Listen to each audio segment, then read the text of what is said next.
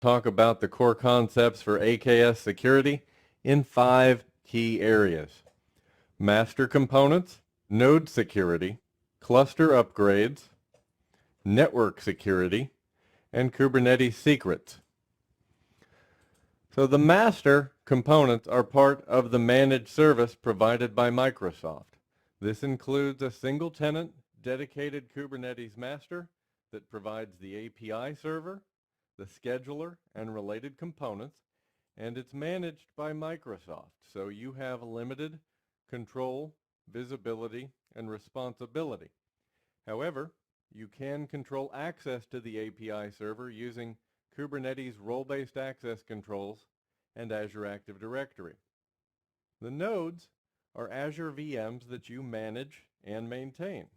They run an optimized Ubuntu distribution using the Moby Container Runtime for Linux, and on the Windows side of the house, run an optimized Windows Server 2019 distribution, also with the Moby Container Runtime. The nodes are auto-patched, and they're deployed and scaled with the latest updates.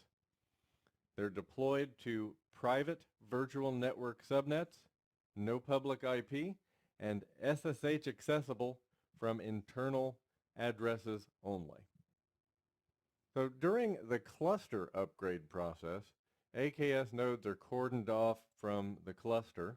A new node is deployed into the pool, again with the latest OS and patches.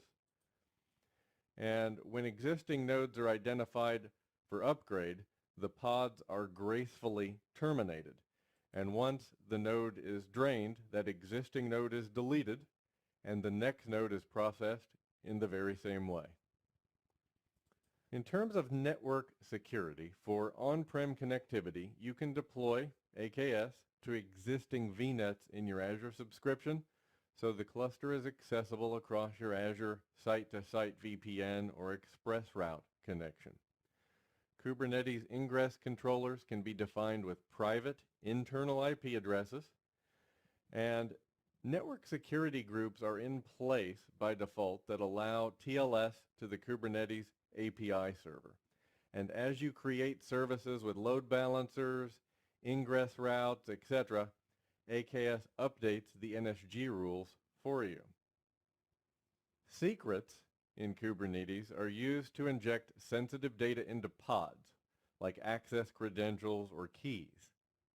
You first create a secret using the Kubernetes API, and when you define your pod or your deployment, a specific secret can be requested. The secrets are only provided, though, to nodes that have a scheduled pod that requires that secret. And those secrets are stored in TempFS within a namespace, not on disk, and those secrets are deleted from that node when there's no longer a pod there that requires it.